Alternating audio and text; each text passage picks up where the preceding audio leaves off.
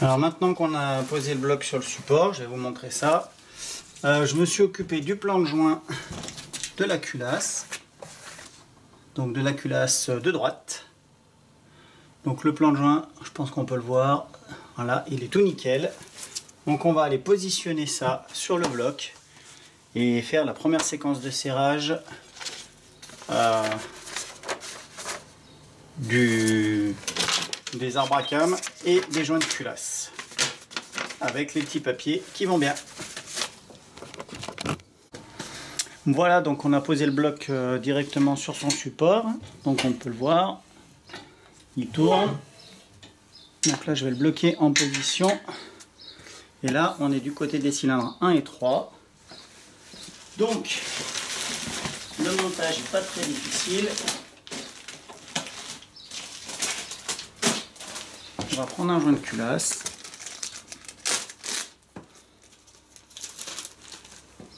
On va le positionner correctement.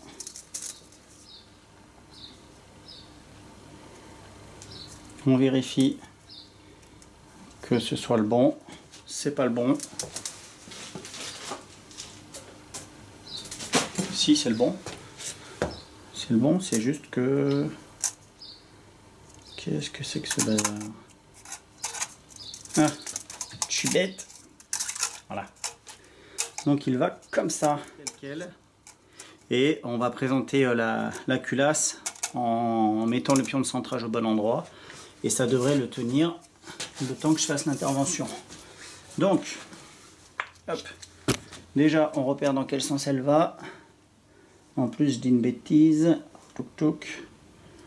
La culasse, elle va comme ça. L'admission, c'est en haut. Donc, le pion de centrage, en fait, il va là. Il va pas là, il va là.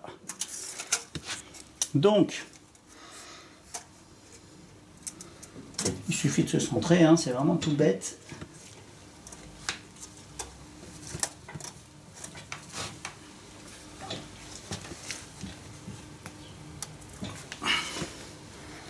Ok.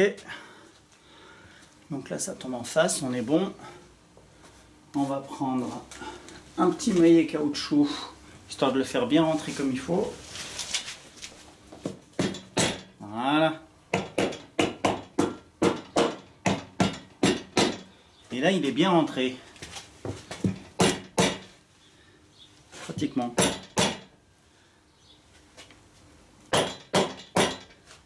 Voilà. Donc là, il est bien. Là, il est bien. Donc après, c'est toujours le même principe. On prend... Donc là, moi, je suis à droite, donc je vais être à l'inverse. L'angle, il est en bas, donc ok. Donc on va commencer par A, B, C, D, E, F. Donc moi, je vais faire A, B. Du coup, le C, il est côté arbre à cam, côté A. Donc A, B, C, D, E, F. Et toujours sur le même principe. Un petit coup d'huile sur le filetage. C'est de l'huile moteur, hein. Toujours de la même manière. Donc là, je les monte à la main, hein. Je les serre pas ni rien. Je vais tous les approcher comme ça. Hop, à la main tranquillement. Je vais aller chercher le cliquet et on devrait s'en sortir comme ça. Donc là, je vous annonce, je vais aller très très vite. Parce que je suis méga rapide.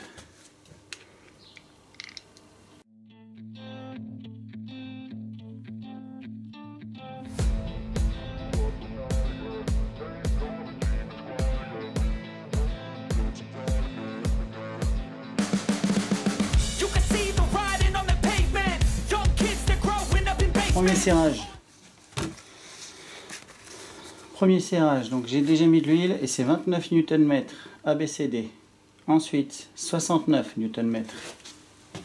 Donc 29 et 69. Alors 29. Hop, elle démarre à 20 je crois. À mon avis 29 on y est déjà.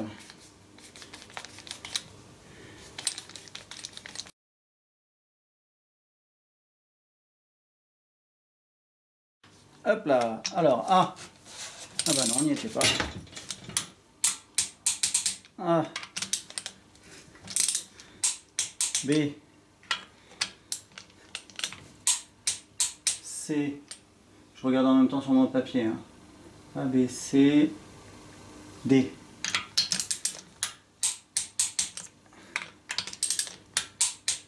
E. F. Maintenant, on monte à 69.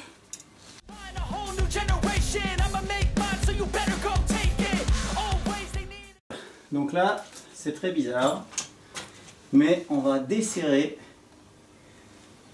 de 180 degrés le tout. Je sais, c'est bizarre.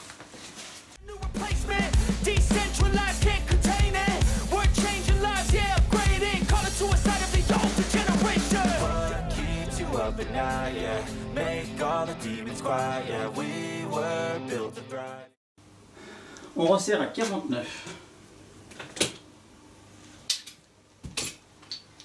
On resserre à 49 Nm. In alphabetical sequence.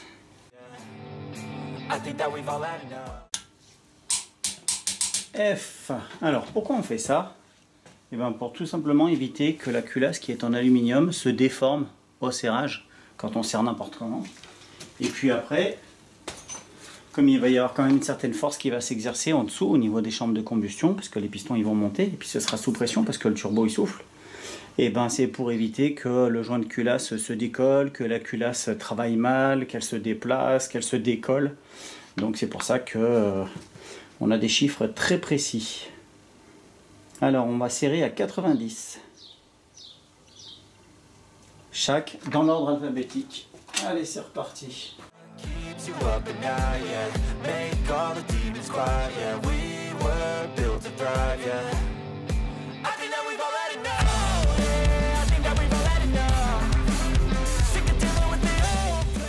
Ok. Ensuite.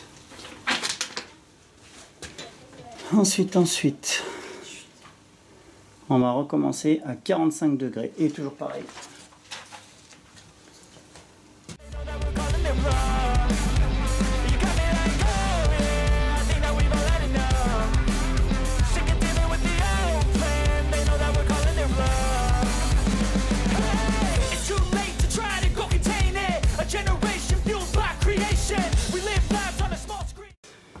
Et là, j'en suis qu'à la première.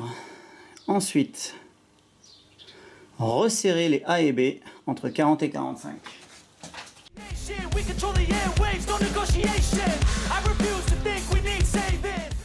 Voilà, ce côté, c'est fini.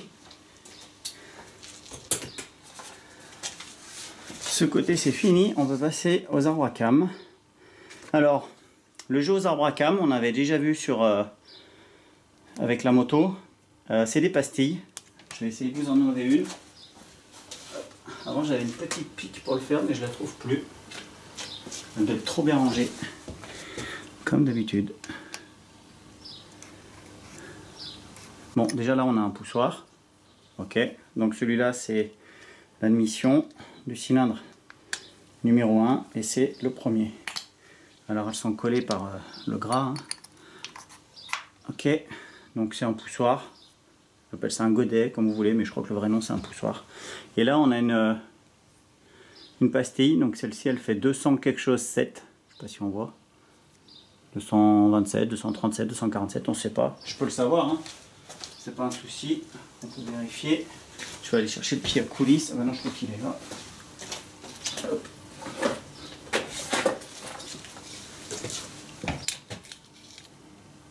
« 247. »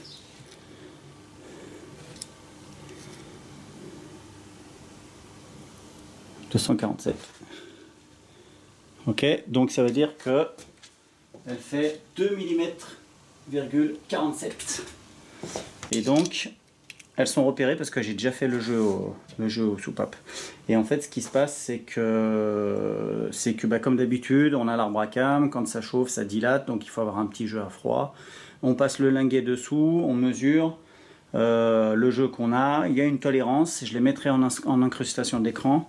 L'échappement, la tolérance est un peu plus basse, si je dis pas, non, un peu plus haute, il y a un peu plus de jeu, mais je mettrai de toute façon les valeurs.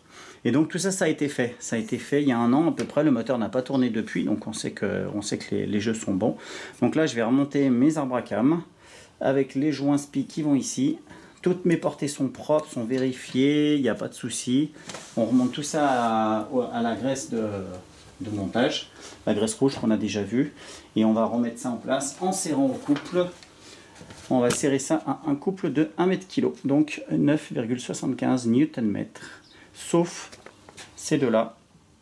Si Quentin passe par là, je pense pas qu'il regarde mes vidéos, mais au cas où, ces deux-là se serrent beaucoup moins fort. Non, beaucoup plus fort. Celles-ci, elles sont 1 Nm, et celles-ci, elles sont à 1 m/kg, et celles-ci, elles sont à 2 m/kg. Tout simplement. Celles-ci sont plus petites, c'est du 6, et ça, c'est du 8. C'est pour ça. Alors, j'ai ramené les arbres à cam.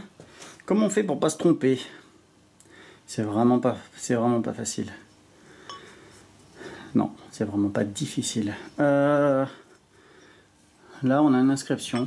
Je sais pas si on la voit. C'est écrit Air in, Right Intake. Admission, côté droit. Je regarde ma culasse. Est-ce que c'est marqué RH d'un côté? Ah ouais, c'est écrit RH là sur le côté. Donc c'est bien la bonne. Donc on va mettre celle-ci ici. Voilà. Et l'autre, oh, REX, Right Exhaust. Je crois qu'exhaust, ça veut dire échappement. Échappement, c'est là-dessous. Ça tombe bien. Donc, comme d'habitude, la petite graisse de montage.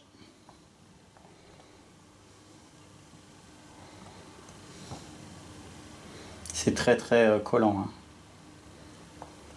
comme on peut le voir.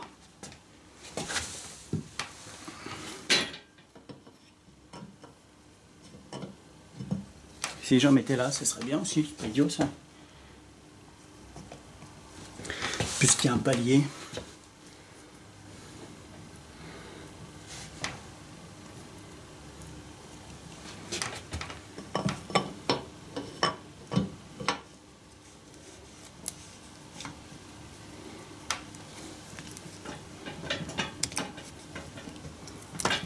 Voilà. Il est bien en place. Ensuite, la même chose avec son petit frère.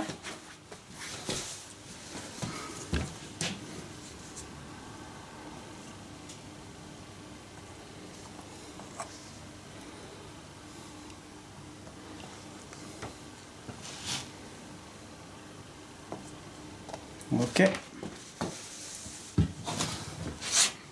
Même principe.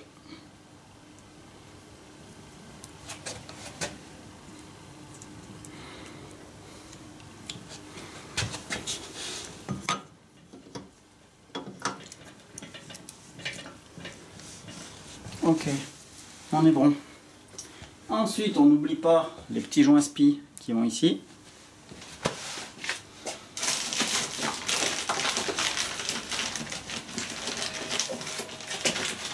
Normalement, c'est ceux-ci.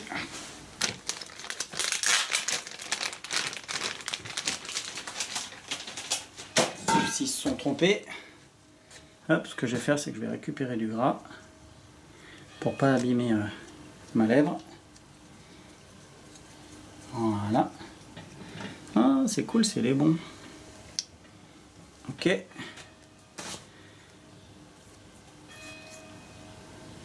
J'en ai un.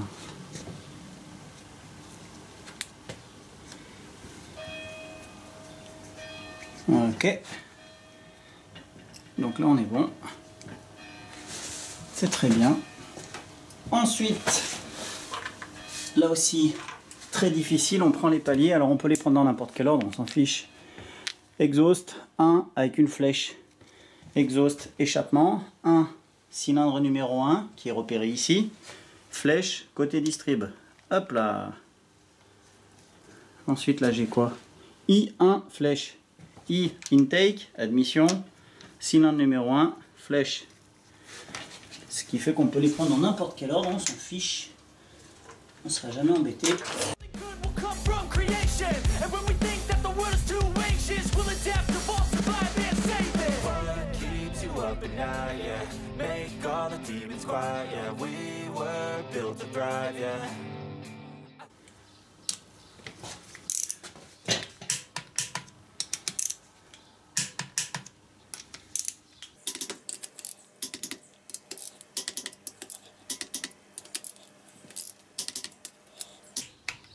Ok.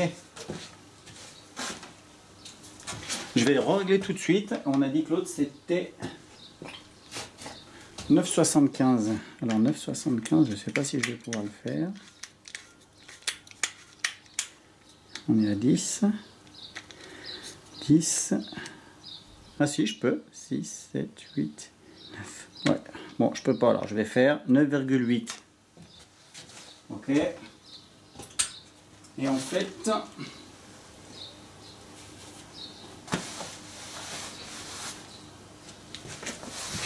fait, pourquoi j'ai attendu de les faire ceux-là? Upright intake.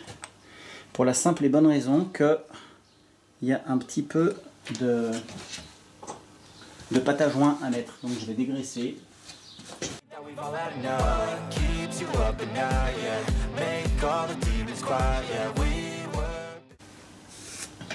Voilà, donc pourquoi j'ai pris un petit moment, là je viens d'en monter un, parce que il fallait que je nettoie ma surface d'appui, parce que là il y a de la pâte à joint qui va, on va regarder ça. Ici il y en aura après aussi, pour le placement du joint souple, qui sera neuf hein, bien sûr, mais en fait comme il y a des angles vraiment très aigus là, le joint il risque de pas faire son boulot au niveau du couvre-culasse, donc tant qu'à faire, autant faire ça bien. Et en plus de ça, c'est précisé dans la RT. Donc voilà. Donc là, qu'est-ce qu'on fait? On en met là où il faut.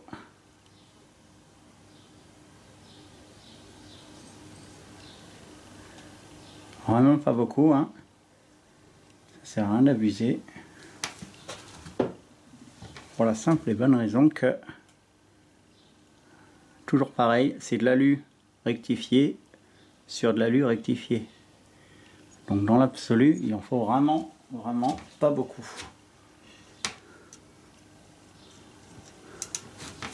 Le repérage RE, Right Exhaust.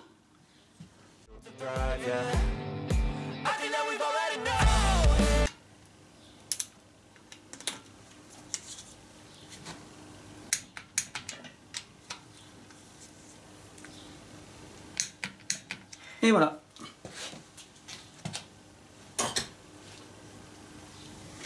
Donc là on a un premier côté quasiment fini.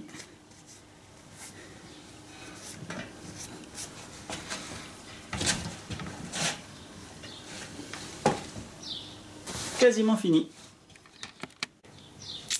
Donc maintenant il nous reste à mettre le couvre-culasse avec son joint neuf. Les joints il est tout neuf.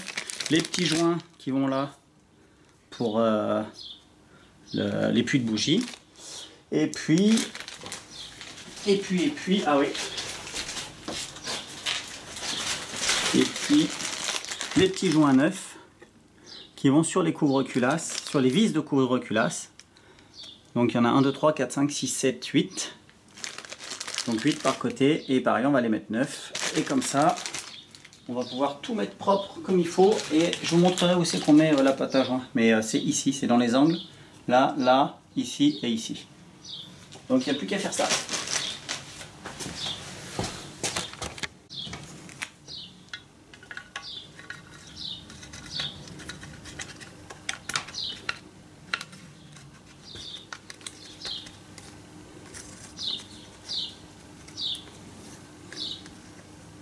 Alors, parfois, quand ils sont neufs, ils prennent pas la forme.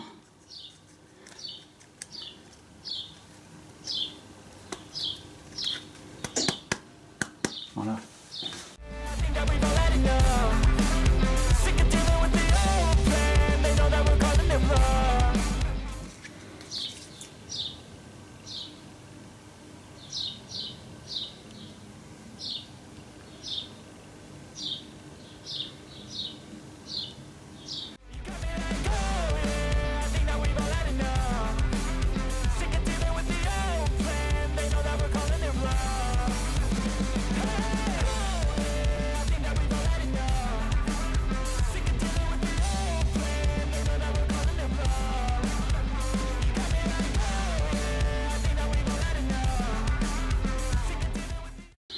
Donc les joints neufs, on fait attention à ne pas abîmer la lèvre.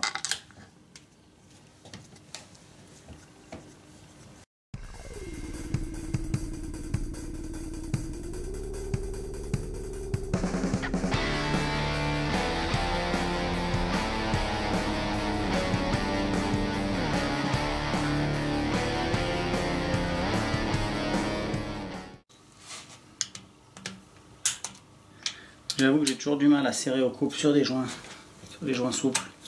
J'ai jamais trop compris, mais bon. S'ils le disent, ils doivent savoir. Hein. Et voilà. On a un côté qui est terminé. Un petit peu trop vite. À mon goût.